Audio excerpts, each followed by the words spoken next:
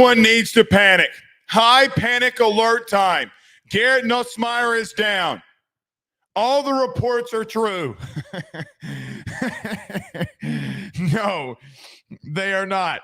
I thought I was going to have to tell some of you today to go over to FanDuel and bet on Clemson to beat LSU. You know, Clemson's plus 110 to win the ACC. I wonder, even though it's not in the same conference, those odds don't go up because when you take the loss, odds do change a fair amount.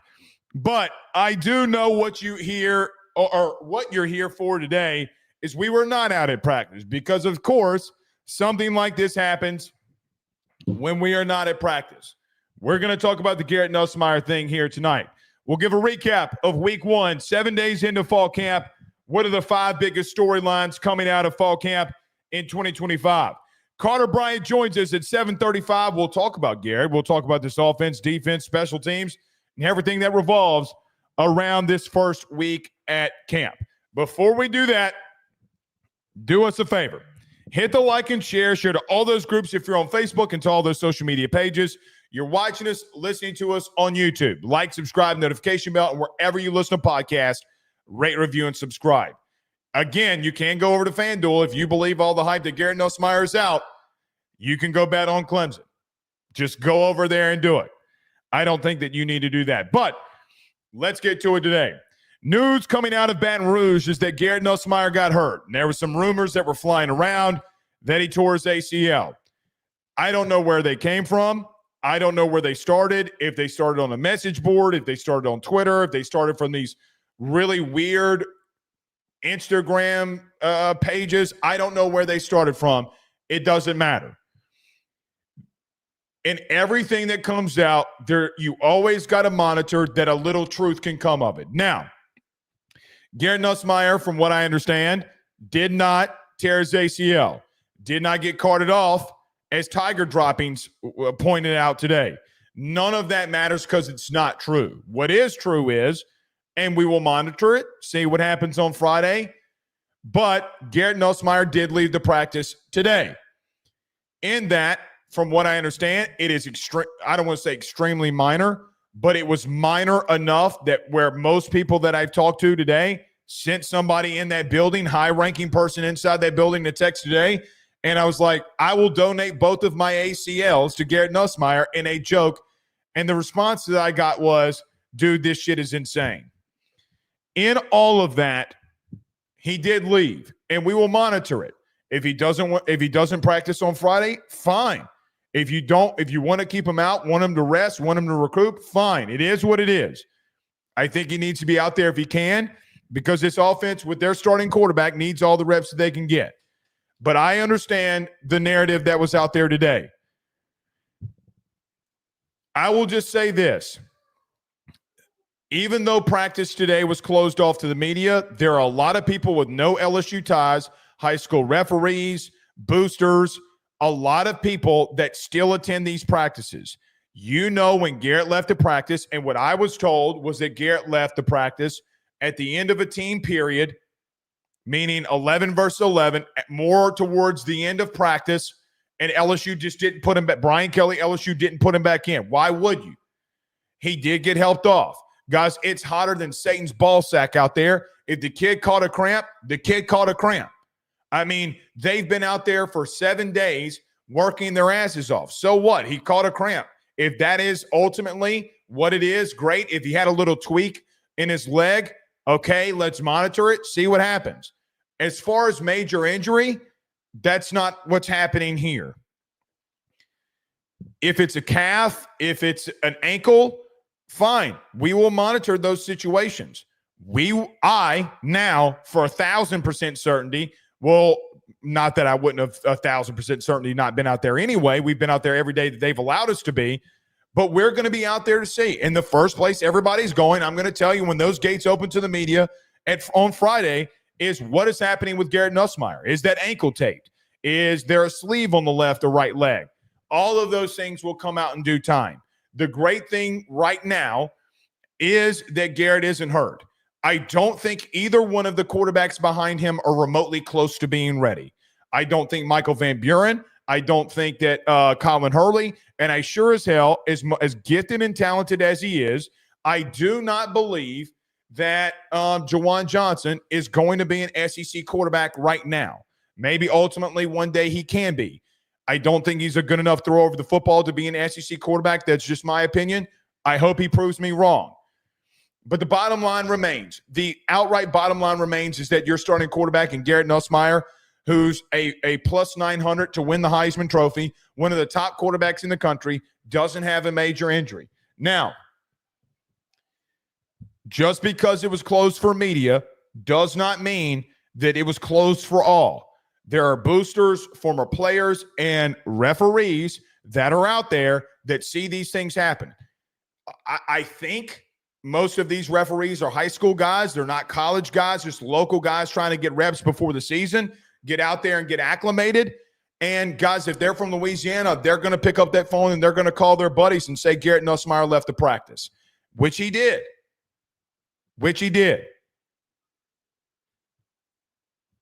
I don't think Michael Van Buren is ready yet. Do I think he can ultimately get there? Yes. To be honest with you, I don't know. Like we had conversations when Jaden Daniels came in 2022. Conversation that I had then was I didn't think Garrett was ready, and I thought Jaden Daniels was. And it ultimately played out that way, and you know how it played out. I don't think MVB is ready. I think he can ultimately get there. Guys, again, we got to monitor the situation. A couple of things I'd say about Nuss. He did come out of practice. We'll monitor it, but I like what I've seen from him. Guys, injuries and tweaks, and at quarterback, you don't like seeing it happen. You just don't. I remember in a playoff game, the day before a playoff game, Tom Brady threw a pass, and his hand got cut on somebody's helmet. And I think, was it non-throwing or throwing hand? I don't remember as to what. But then he played. I mean, look, if it's minor, I feel this is how I feel. If it would have been somewhat major, two things would have happened. He's getting more testing, would have come out from LSU today, and we're further evaluating the situation because he is a top premier quarterback in college football, and they're not going to run out there with any big news through a reporter unless somebody, an agent or somebody, gives it to him. But Brian Kelly and Garrett Nussmeier have both the same agent. I think BK would have picked up the phone and called the agent and be like, you better keep your mouth shut. And I think that Trace Armstrong would do that. The bottom line remains, your quarterback got a little bit of an injury today. Doesn't seem to be serious. And I think for what it's worth, Garrett, by what we have seen, Garrett, or what I have seen, I shouldn't say we, because there's some reports out there that are absolutely freaking ridiculous right now that I don't know if they're making stuff up, but we're seeing two completely different things. I think Garrett's had a good camp from the time that I've been out there. I think the turnovers from this point, a week in, guys, Ashton Stamps had 3 picks in the opening week on Garrett. The turnovers are coming down. The decision-making, I feel like, and right decision-making is going up. It's being big, stepping up in the pocket. But I will tell you, guys, he's under a lot of pressure. And we have seen him hit the turf multiple times in fall camp, and it's not like this defensive line is trying to get to him, meaning they're trying to get to him, but they're not trying to hit him and take him down to the ground. I've seen Perk come in and be in a situation where he doesn't see Garrett when he's just running into the quarter or running and trying to get after the quarterback. Garrett steps up and Perk is running right into the hole that Garrett steps up in. Perk's putting his hands up, chest bumps him, trying to slow down, and Garrett falls down. Okay, no big deal. I saw a situation yesterday where Jack Pyburn hits an inside spin move on Weston Davis. They both kind of trip over one another, and Jack Pyburn is right there on Garrett Nussmeier, and Garrett falls down. Everybody held their breath when Garrett went down, by the way, on that sidelines. If anybody tells you they're lying or they didn't, they are lying. We saw him 2 days ago in a situation where Patrick Payton is just unblockable at the current moment in some situations where he's getting hit. We've seen Bernard Gooden push Garrett back, and he's trying to throw a fade route to a corner route to Chris Hilton. And because DJ Chester is getting pushed back in the pocket so much by Bernard Gooden. He steps up to make the throw, and DJ Chester's hitting him right in the chest, and he's down on the ground. My first thought when I'm just going to tell you when one of these message boards brought it in there and I was sent a screenshot of it was that, okay, let's find out if it's true. Come to find out, none of it was true about him getting carted off or anything like that. But to me, I was like, well, he's been under immense pressure. Did somebody get to him on accident? And it appears that he didn't. From what I understand, it seemed like this situation happened more towards the end of practice. LSU went to a 2.5-hour practice today, which we were kicked out of because I think Brian Kelly wanted to get to a lot of stuff. Of course it happened today because of course it did. Right?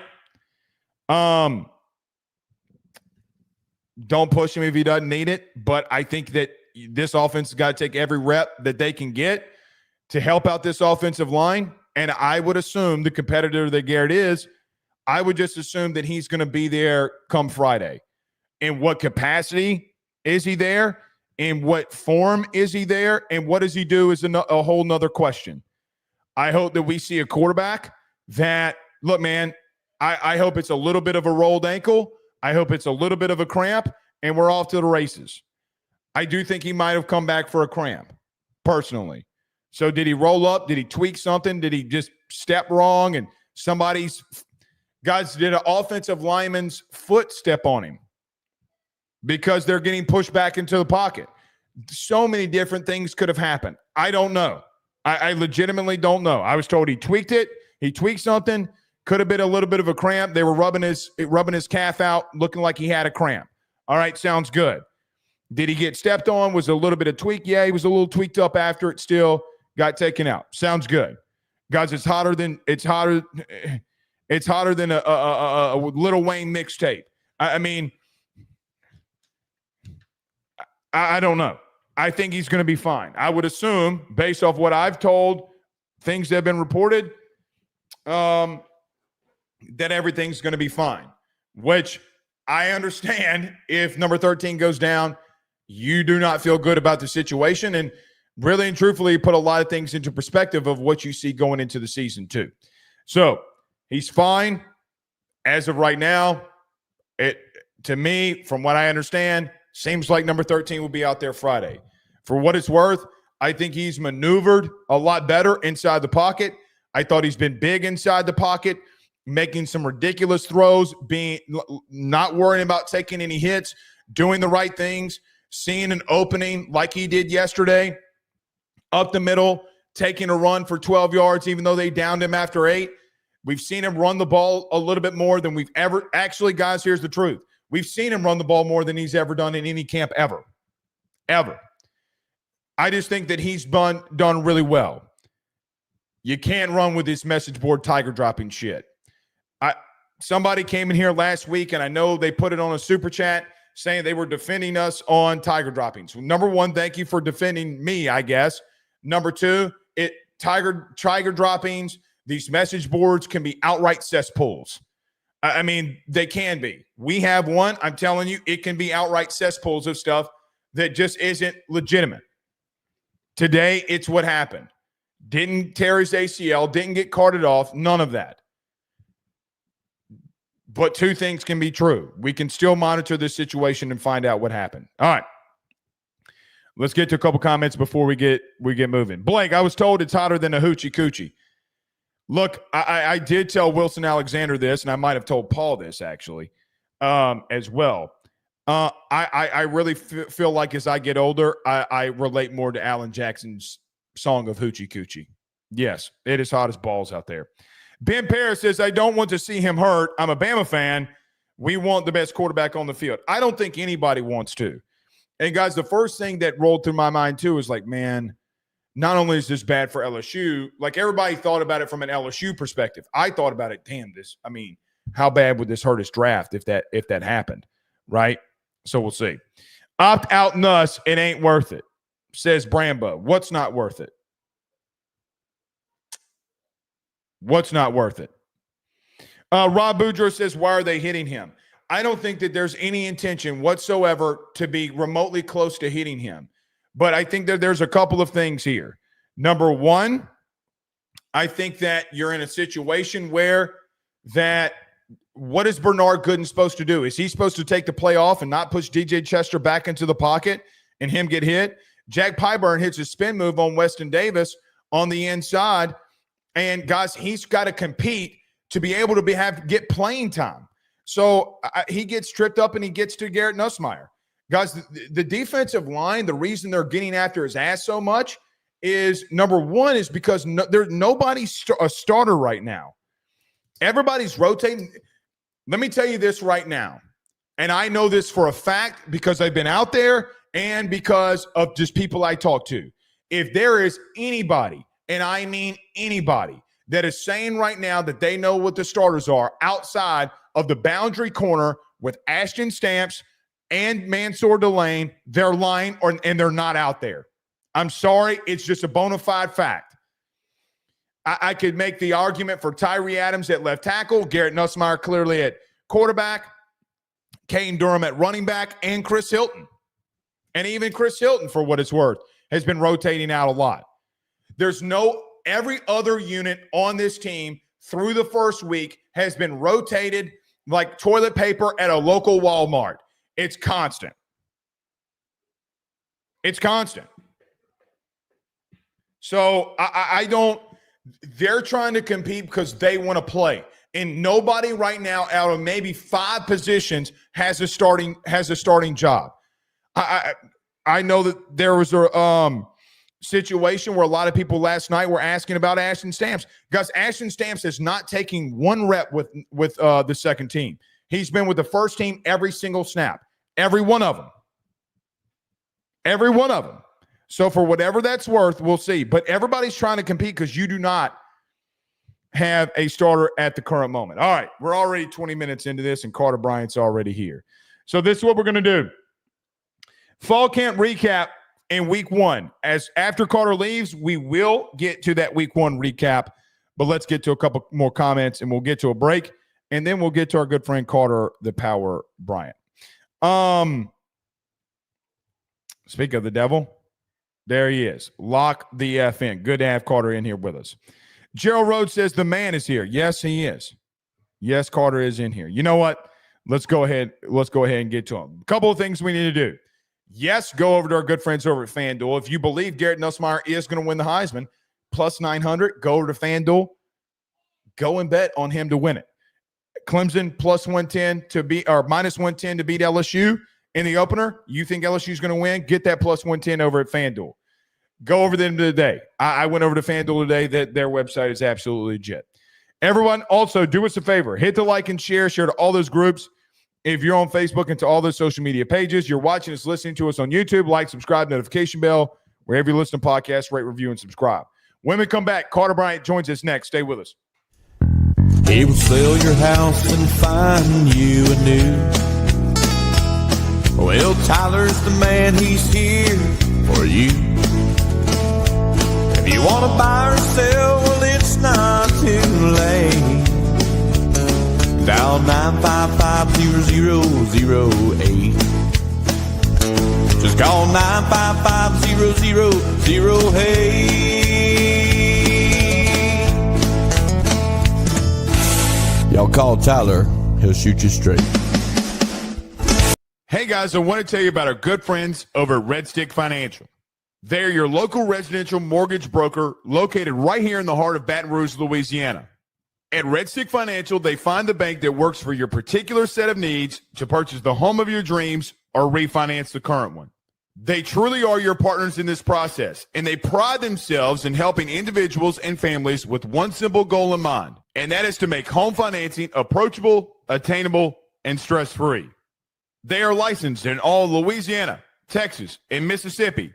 So from Amarillo to Meridian and everything in between, they have you covered. Red Stick Financial brings you creative, customized solutions, and they don't believe in the one-size-fits-all when it comes to loans. They even have special options for mobile and manufactured homes located in a flood zone and stated income financing for those of us who are self-employed borrowers. If you or someone you know is looking to buy a home, refinance an existing mortgage, or simply want to know what options are out there for your future, give Red Stick Financial a call today at 225-407-9250. That's 225-407-9250. Or check him out online at redstickfinancial.com. That's redstickfinancial.com. Before you purchase the home of your dreams or you go and do that refinance, you need to go local. Go. Guys, let me tell you about our good friends over at Grand Slam Heating and Air, where your comfort is their top priority. At Grand Slam Heating and Air, they promise to provide customers with high-quality HVAC service at an affordable price while ensuring the homeowner peace of mind. From their office to your home, they guarantee the best hassle-free experience around. Efficiency and comfort is their game.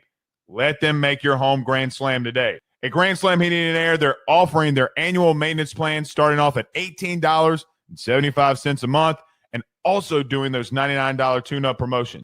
They provide free estimates for system and ductwork replacement, as well as offering financing to get the job done with no money up front. From Baton Rouge to Hammond to Covington, they're all around.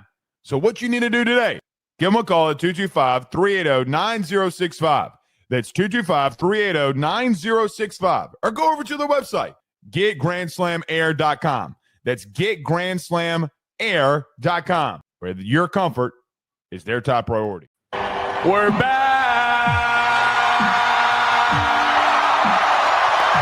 Carter, the Power Bryant. Good evening, good sir. How are you? Oh, Grand Slam Heating and Air. I needed to be cooled off today, Blake. Holy crap. What a day in LSU land. And thankfully, we can all breathe in, breathe out. The burners got the better of quite a few innocent LSU fans that were vulnerable. Blake, they just want the Clemson game to be here. And everybody is always going to fear the worst. But like you said a minute ago, you should be concerned about why this happened, right? So let's explain to everybody, just in case they are not in here or they're watching this clip. Garrett Nussmeier, allegedly, there was a report that came out that he tore his ACL. He did not. It would appear that he had a minor injury or a smaller injury and that he will be fine. But the reason to what you're saying, which we cannot confirm why this happened, but what you're trying to get at right now is that the offensive line has been horrendous. Yeah, in particular at the guard position. You know, I had this into me. It's been, quote, atrocious, and I hate that. You know, you might not think you might think differently, Blake. You're more plugged in. You actually go to the practices. I don't, but someone that would know explained it as atrocious, in particular at guard. Is that fair or unfair? I don't think – I think early in the camp it was fair to say that this offensive line was getting beat up. But I also think that there's a big oh, my God moment when a defensive lineman gets in the backfield and tackles a running back in the backfield. There's an oh, my God moment because the last 2 years we haven't seen that. That's number one. Now you're going to have to explain a run for 12 by Garrett Nussmeier on this defense. And yesterday you're going to have to explain a 5-yard run by Caden Durham yesterday. You're going to have to then explain a 45-yard touchdown run by Caden Durham yesterday. You're also going to have to explain an 18-yard post to Kyle Parker in the slot. So I think when the defense is winning, they're winning big. They're winning at a massive rate.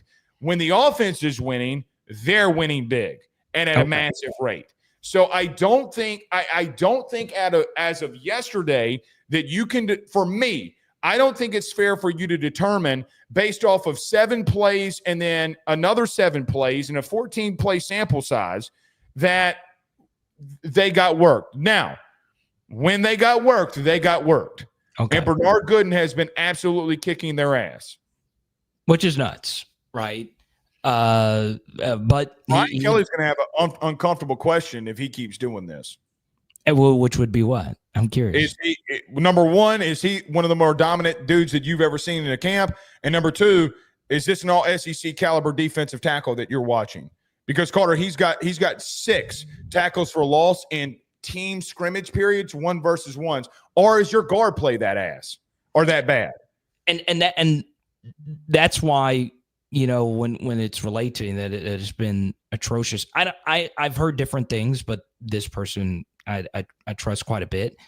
I will also agree with you, Blake, that it did seem like the offense had a better day. It is good seeing that the offense is hitting explosives.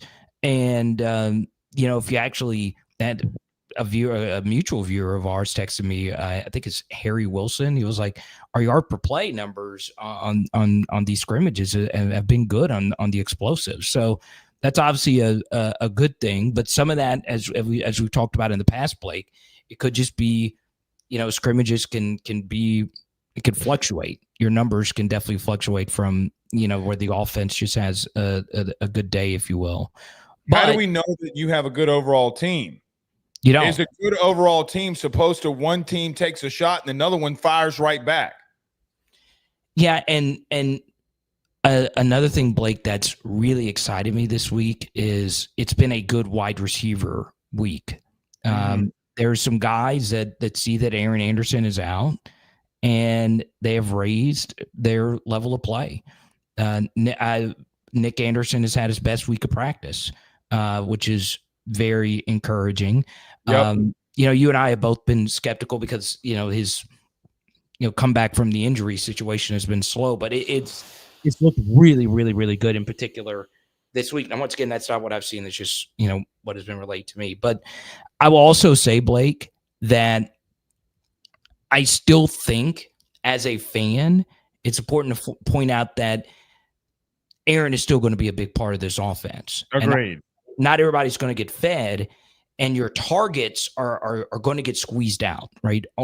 Only so many targets can go around. I still think Aaron is going to demand a really high target share, as will Chris Hilton. So, it is important to get really excited about this receiver or that receiver.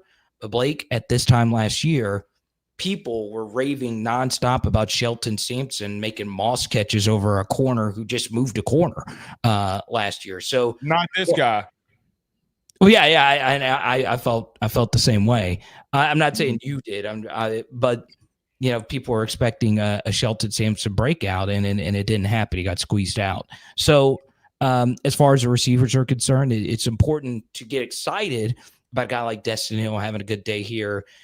But I do think this was the first week where we learned that Nick Anderson is going to be a big part of this offense. Well, so we assume, right? Yeah. So we assume. Yes, I agree. To your guard point or to the offensive line point, I think multiple things can be true at once. Look, last year, I think people are skittish to talk about what they've really seen because last year this offensive line dominated and this defensive line got dominated and they got run all over. Okay. And I think then you get into the season and then you couldn't run the football. So there's number one. Where I think that there's a little bit of all is because at the guard position, it's twofold. Is a 6 foot, 260-pound defensive lineman coming here and obliterating you that bad? And what is Peter Woods going to do? What is Caleb Banks going to do? What are some of these other guys going to do? But I also think that there could be a situation that Carter, the last time that you had a defensive line like this was 2022. I mean, when you had actual guys that could actually play and get after the quarterback and stop the run. I mean, Don McKinley has been good for what it's worth. He's done some good things. But the thing that I come back to and why I think the defensive line is flat out just winning in some of these, I keep hearing from people that it takes an offensive line time to gel. And I agree with that on pass pro more than anything. What I don't agree with is bullshit on simple zone runs. Bring it to me, Blake. Bring it to me. Okay, I'll bring it to you then. If you're running a simple blast. Okay, you got three guys in the interior that combined for almost 60 starts, and you're telling me that they don't know basic inside zone and if you're a center, hitting the one technique and then climbing to this double team to the one technique. Then you have a situation where Bernard Gooden's pushing DJ Chester back into the pocket. We saw that a lot last year. That's not scheme. That isn't gelling, that is getting whipped. Okay, that is losing the rep. So I think they've gotten better. I do think that they've gotten better. I do feel as if that even in the better parts of this, when Garrett has been getting rid of the ball and these have been completed, he's been under immense pressure. Yes, and this is what I would also say. And look, once again, none of this is personal, okay? But this was a problem with DJ Chester last year, holding up to the point of attack. Now, here's the thing, Blake. And Thompson too. I mean, it's all over. Yes. And that's why, I use, once again, I would not say atrocious if someone didn't send me that, because I don't like to be that direct, okay? But I can be, right? I cannot stress enough, Blake, how tough of a year it was for DJ Chester at center. It was so tough. It was really hard to deal with. All right. I know you and I have gone back and forth to the levels of how much it was difficult to deal with. But I have always said this: the worst position in football outside of quarterback to be not great is center, because the center snaps the football, and the single most important thing to do on every offensive play, outside of not turning it over, is protecting your A gaps, right? And your center is always in some way responsible for an A gap, right? So, you move him to guard, and he is a somewhat big guy, right? So you would think with his size and top 100 recruiting ranking that he wouldn't be someone that has issues getting driven backwards. But Blake, you've played the position. Jason Kelsey was always 285, 290, 295. He never got driven backwards, right? There's more to offensive line play than leverage. Yes. And some of it is just the skills, right? It's the bend in your hips, the fluidity of your ankles. I mean, there's so much that goes into it, right? So Chester having, and to add some specificity, once again, Blake, you see it, but he's having some issues holding up, right? That is That is directly what happened to him last year. That was arguably his biggest issue. And the hardest thing, Blake, I think the thing that affects your team the most isn't getting beat like quickly. I would prefer my offensive lineman occasionally to get beat, like with the speed move or whatever. But when you're constantly getting driven back, I wouldn't say it's constant. Hold on now. It's not constant. It's just one thing that's pointed out. It is not constant that he's getting pushed back. I was more referencing last year though, where where he was. But once again, if he's better in this department, sure, I could see him being an every down guard. It's just it's tough, right? It's a lot to ask of a guy who played center all of last year to now let's see you if you're actually good at guard. And I'm worried. I'm worried if he is your starting left guard going into next year. Okay, well then you better be just as worried at right guard, because all these tackles for loss in the run game are not coming on DJ Chester. So let me ask you this: Josh Thompson has been what for you? Considering him being an all Big Ten selection, underwhelming. Yes. Yeah, underwhelming. I mean, Bernard Gooden, look, this defensive tackle room has, for what it's worth, there have just been points in times where they've just won. They flat out won. Okay. No. Jacoby and Guillory against Paul Mabenga gets into the backfield. DJ Chester's coming. I mean, not DJ Chester. DJ Pickett's coming in on a blitz. He cleans up the missed tackle from Jacoby and Guillory. Bernard Gooden has 6 tackles for loss in 11-on-11 run game period. Okay. So 6. And I would say 5 of them, outside of the one yesterday when he just absolutely swim moved the shit out of Chester, 5 of them have come against 56. He is off the ball quicker than a long-tailed cat sitting next to a rocking chair. I mean, he is. So again, there comes a question, Carter. He's doing this to everybody now. He's doing it to everybody. I saw him line up at edge. He's pushing Tyree Adams back into the pocket. I mean, he's doing – there's not an offensive lineman on this team right now where 88 has not won the rep. Bottom line, it does not exist. I've been out there for 6 of the 7 days. It doesn't exist. So you're getting to a situation where I think DJ's held up better in the run game for what it's worth, but the other side has struggled. I mean, they have struggled. So you're more concerned about right than left. I mean, considering 5 of those tackles for loss have come against the right guard at the current moment, yes. Now, I don't like some of the stuff that's happened to Chester in pass pro, but at least he's held up majority of the time in some of these situations. Carter, every big defensive play along that defensive line in the run game is coming from 88. It's coming from, I'm telling you, it again doesn't exist. So is it speed? Is it rotation? Carter, they ran 3 defensive plays yesterday. 3. They had a whole different unit of 4 along the defensive line for all 3 plays, and they all got there. What I think is happening here, too, there's no real competition on the offensive line. They've run the same 5 out there. And on this defensive line, there's not one starter. I don't care what anybody tells me. There's no way for you to determine that when I got 3 straight plays of 4 different defensive linemen and 3 different combinations. So the reason I asked Brian Kelly about the intensity was because, quite honestly, and here's a bona fide fact, I don't give a shit what any other beat reporter on this beat says. I know this for a fact. There is no more intensity going on under Brian Kelly than in any camp other than this one. They are getting after it. The reason he brought up 2022 versus 2023 and 2024 was the topic that I had on Saturday.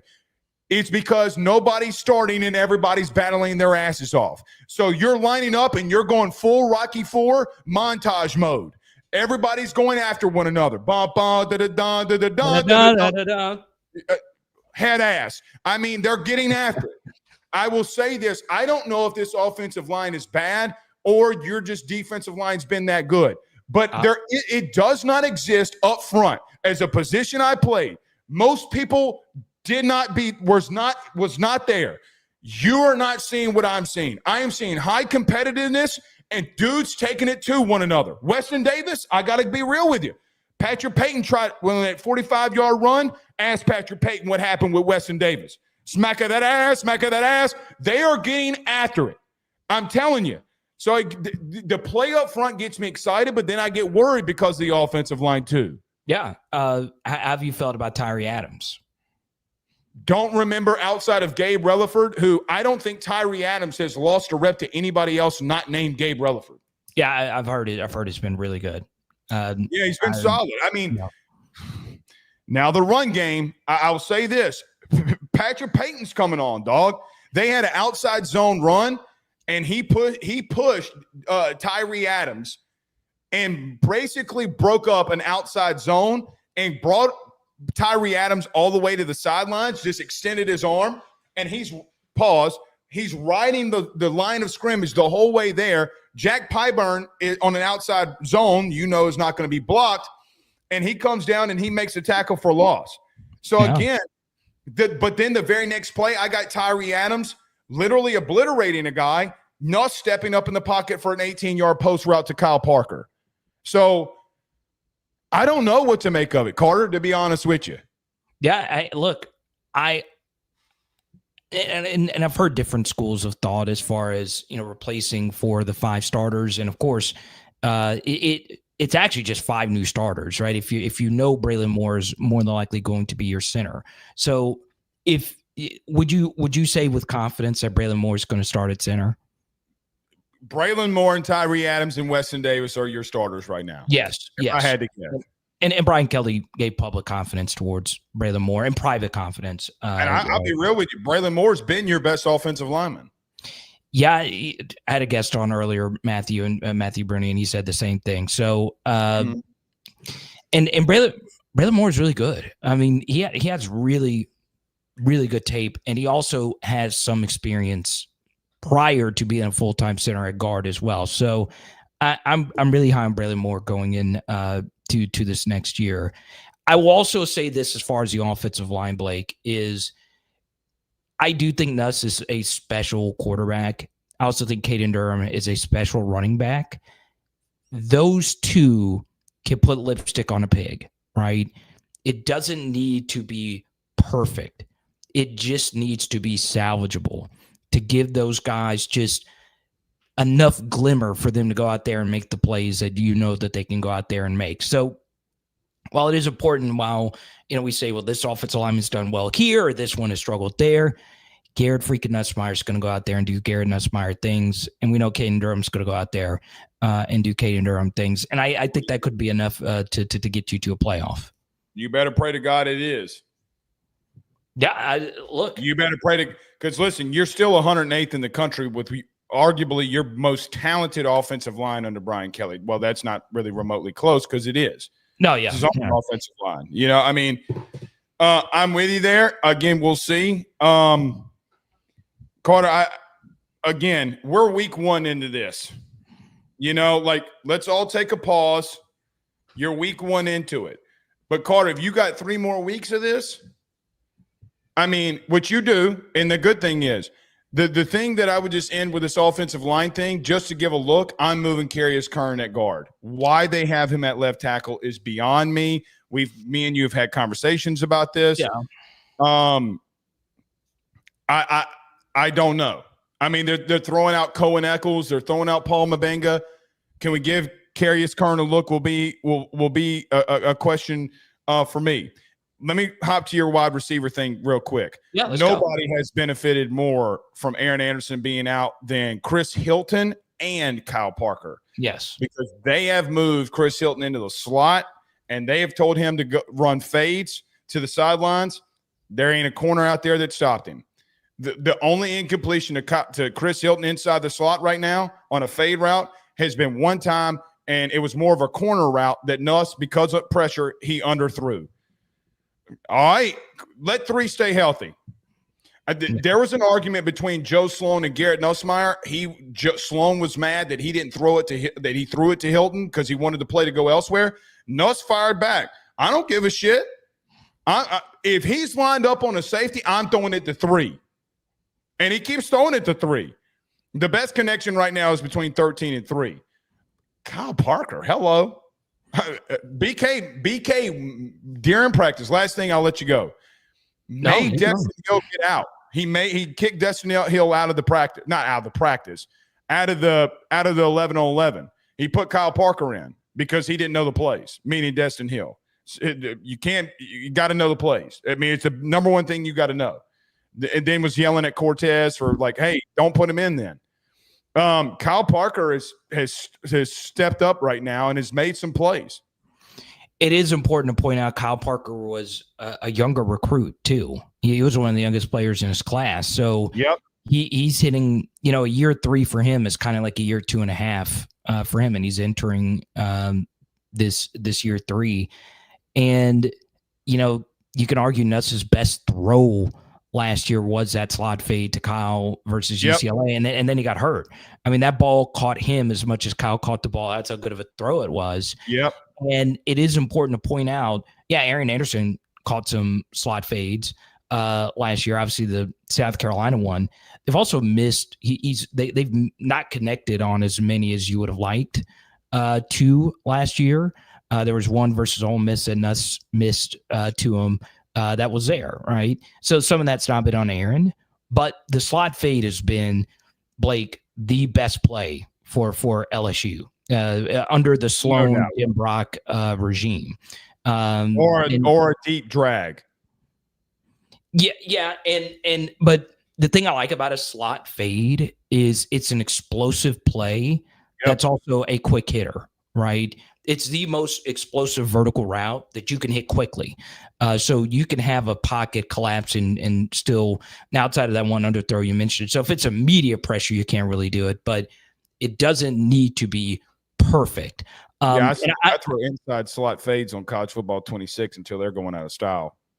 And I have always been a big believer in putting whoever you think is your best receiver, putting them in the slot more. And done it with Chris Hilton.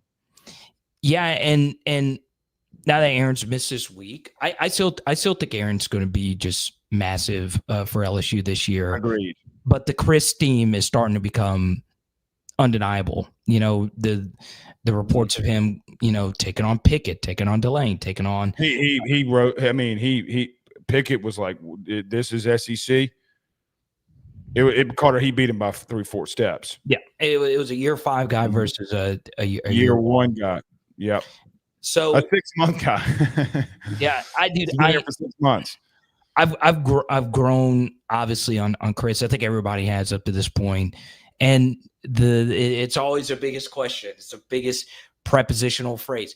Can he stay? It's not a prepositional phrase, but can he stay healthy? Sure, right? Everybody asks that question every single year, but guess what, Blake? I don't give a damn, because there's nothing you could do to control health. Right? If he is healthy, he's going to be a 700+ yard guy this year, if not more. Anything else standing out to you throughout camp that we need to get to and we can have discussions over? What else? Well, here's a funny thing, Blake, is that camp news changes every single day, right? Mm-hmm. And every year, we talk about camp. This guy wins or that guy wins or whatever. What about Clemson, right? As time has passed, and it could just be the sliver of me that's just super biased LSU fan. When you really pick apart Clemson, yes, you do worry a little bit more that this team is going to be more talented than some of these other recent Dabo teams, not only because they have all these projected first rounders and they actually did hit the portal, and they get a huge upgrade in Allen coming over from Penn State to be their DC. But damn it, Blake, as you dive deeper and you look at what Clemson did last year, it gets a little sketchy. They did play an ACC schedule. You look at some of the other better teams, we mentioned the Louisville game last week. Louisville controlled that game in all 3 facets. It wasn't like Tyler Shuck made his first round grade from that Clemson tape. It was not the case. He had a good run and a few good throws, but they went into their house. That Louisville team, LSU is better than that Louisville's team, right? Caden Durham's better than Jaden Blue. I mean, there are a lot of different things that you could point to with Clemson last year that makes you skeptical. In particular, Cade Klubnik. Yeah, the Texas tape was really good, but when he's played better teams, it's been kind of So, I still have Clemson picked to win this game. But as you pick and prod versus him, Blake, maybe I'm overrating him. You've talked me into not overvaluing this Clemson team a little bit. I mean, Carter, they gave up 300 yards before kneel downs against Texas. I mean, is scheme really going to change all of that? Maybe it does. Maybe Tom Allen comes in there, their new DC, and defensively they get to their talent with Will Helt and Woodaz and Brown. But if you're asking me, Caden Durham versus Woodaz, Helt, I'm taking Caden Durham. Yeah, me too. They had to convert a wide receiver to running back. They were using a true freshman. I mean, they have a converted wide receiver going as their RB1. Adam Randall. Yeah, Adam Randall. Now, I will say this is a little bit different than your normal converter receiver, because the biggest thing about Adam Randall was he was a physical freak. That's always been his biggest Sounds good. Depth is a big thing at running back. Yeah. I mean, it's still a thing, though. It's a receiver going over to running back. I don't know how big of a factor he's going to be, but that tight end came over or that basketball player came over and became one of their tight ends. I don't know how much, if he's going to be a factor at all. I doubt it. Shefflin, whatever his name is. But, as I dive deeper on this Clemson team, maybe I am overvaluing them. I have them firmly in my playoff. I do think they are very, very, very good. But, I think it's important to point that out, Blake, because, Dale Huber? Yeah, I think that's how you pronounce it. The Ube? Let's Yeah, go, we got man. new YouTube members. Yes, you can sub on YouTube. Every time we post content outside of live shows, you can watch it 30 minutes to an hour earlier. Oh, So, okay, cool. yeah, you can have news. And what we're going to do, we get enough in there, we're just going to post members only content. Yeah, I've never done members only.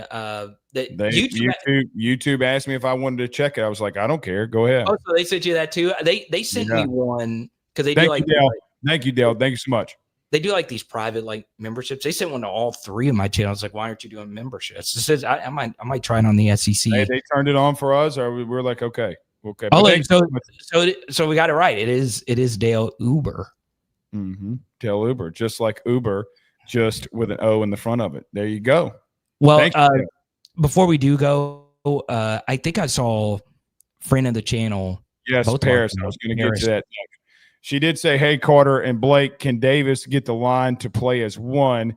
If this was always the O-line BK wanted, why not run them in the spring? Because I think he was playing portal politics. That was it. He didn't want to play portal politics. And it's biting him right now because Josh Thompson did come late, but not putting DJ Chester at guard, not putting Braylon Moore in there, you could have found out what you had.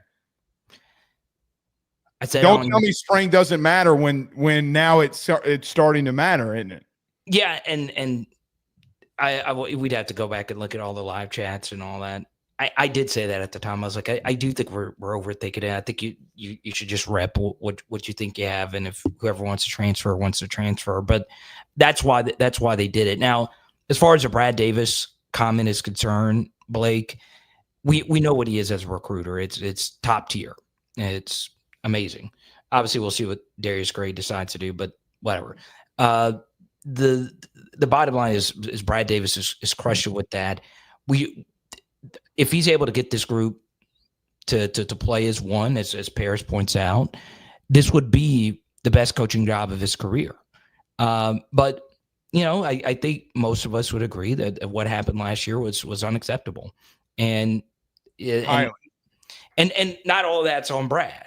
There's like I will say this: in the history of the sport of football, back in the leather helmet days, there's never been, in particular at a big school like LSU, there's never been more hype over a tight ends coach than Alex Atkins and what he potentially can do to help this rushing attack. I don't know about you. I get a lot of Alex Atkins questions. Yeah, they're not repping anything that he did at Florida State from a run game perspective. They're not running counter. They're not. Now, was that a Mike Norvell thing? Did he want counter? What does Alex Atkins feel about this run game? And does he, as a new member of the staff, want to does he say anything in meetings? Does he not want to step on Brad Davis's toes and be like, hey, man, what are you teaching? What are you doing?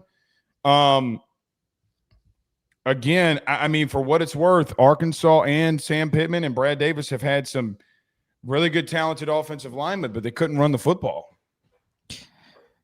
Yeah, I don't know. I hope whatever it is, counter, duo, inside zone, outside zone, whatever it is, I just hope next year that they're good at one rush design, one that's your staple when it's 2nd and 2, 3rd and 1, or whatever.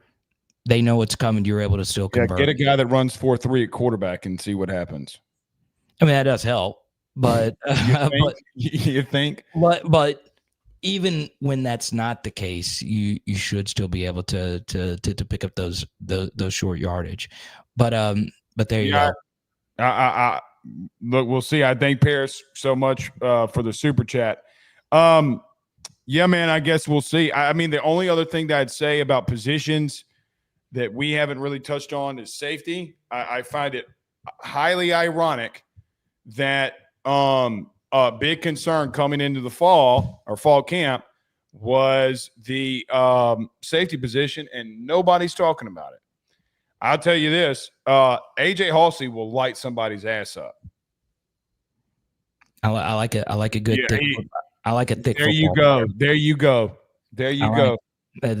I don't know why you and Hugh Freeze keep. Dude, I I need my football players to be thick.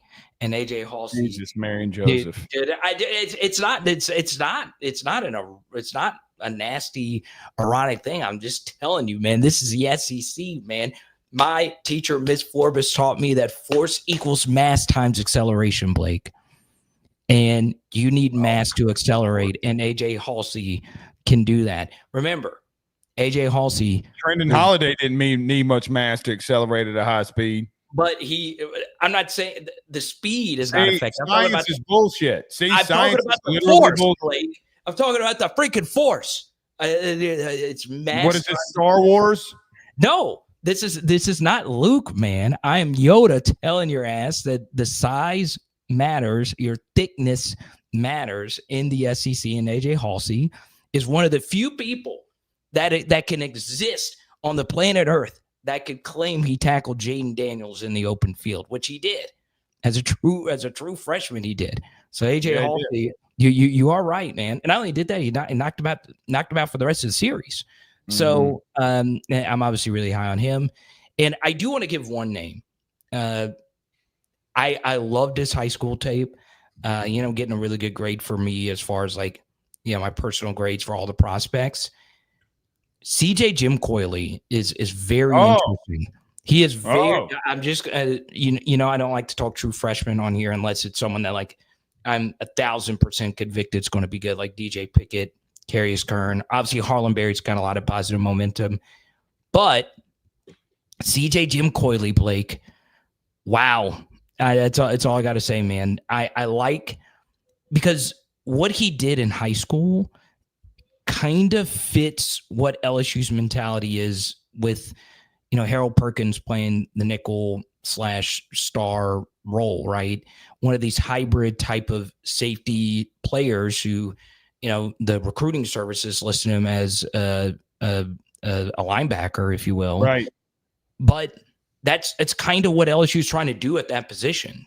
So his profile, even though he's not the same level of an athlete as like a Harold Perkins, it kind of fits what they're looking for. So obviously you're there every day, but once again, he's your second team star. Perk comes out, CJ Jim Coyley's coming in. So there's that is signal. But even outside of that, as someone else who plays on the defense is like, hey, Carter, this guy's got some juice. He's so I just want to throw that out there.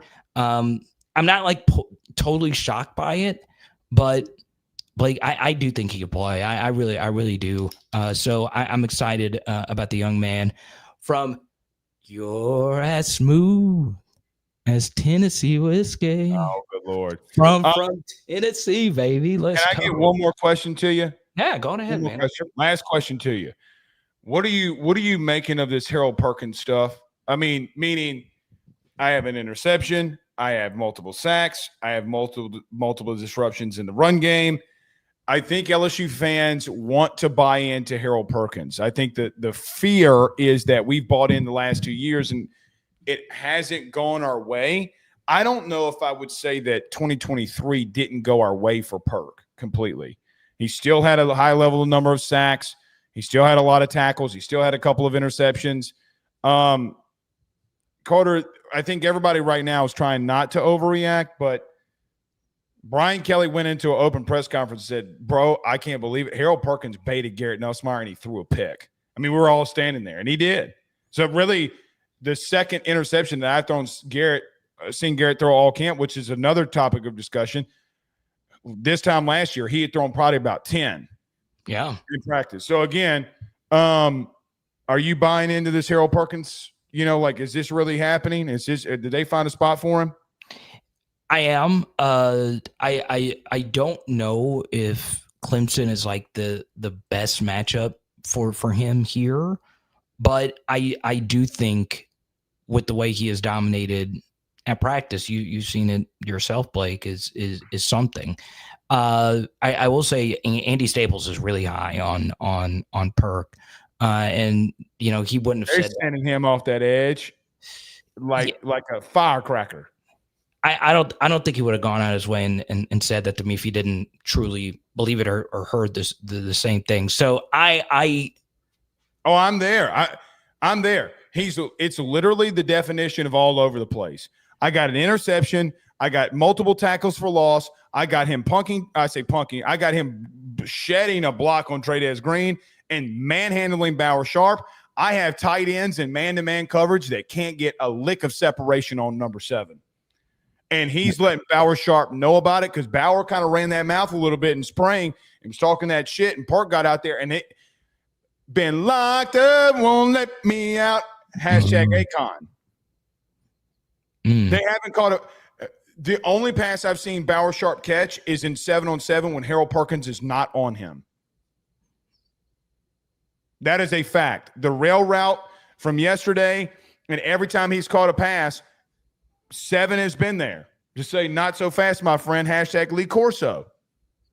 Oh, we're dropping a Corso and Akon back to back. Hey, man, I am cultured. Yeah, well, I would be able to go to the barbecue. Well, I don't. No, I've already been invited. I mean, I've already been invited. By who? Multiple people.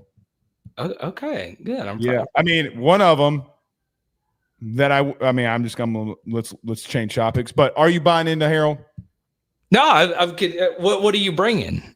What are you bringing to the? Everybody thinks a white dude is going to bring some potato salad, but let me tell you what an Italian's bringing. What you already making, and I'm going to bring something you ain't making. I know how to really answer that question. Okay. Mm-hmm. Okay. Let me get a 4'11" Italian to cook something. You in trouble. You in full blown ass trouble. Mm. Y'all think Italians can't cook? Everybody, name one person. Name one person that's ever said I don't like Italian cooking. Well, but there's not a single human being that doesn't like Italian food. No, doesn't exist. It doesn't exist. But I 3 things that Italians gave you: the mafia and all the good movies, insane amount of food, and the missionary position. You're all welcome. I mean, you're all welcome. I did not know Italians invented missionary. That's what I heard. We have a handbook of things that we invented. But where is there a secret Italian handbook? Is there a chapter in Kama Sutra? Who invented the telephone? It wasn't Albert Bell. He stole the invention from an Italian. you said Albert Bell, the outfielder. No, his real name was Al Bell. Oh, okay. Keep going. Mm-hmm. Don't quiz me on my Italian knowledge. Okay, but keep going. I'm not going to interrupt you. I did not know the Italians invented the only sex position I know how to do. I didn't know that. Oh, see, now you just took it too far. It's better learn how to bark. Woo! That's the only one you need. Yeah, it's that's no, you got to mix things up, Carter. You got to mix things up. You got to go reverse Jerry Jones, reverse cowgirl. Now this is just getting to a place where we don't need it to go. Well, you're the one that brought. I am going deep detail like you did. You're getting graphic. You were the one you were the ones that said that Italians invented a sex position named after. I did. That was you, right? Was it not? Yeah, but I didn't go into great detail of how that works. But when you get hit with the historical fact, as important as that is to someone like me, I've got to know. I've never known that. Never did. Yeah, well, you're welcome, and you're welcome for pizza because all you sons of bitches eat pizza.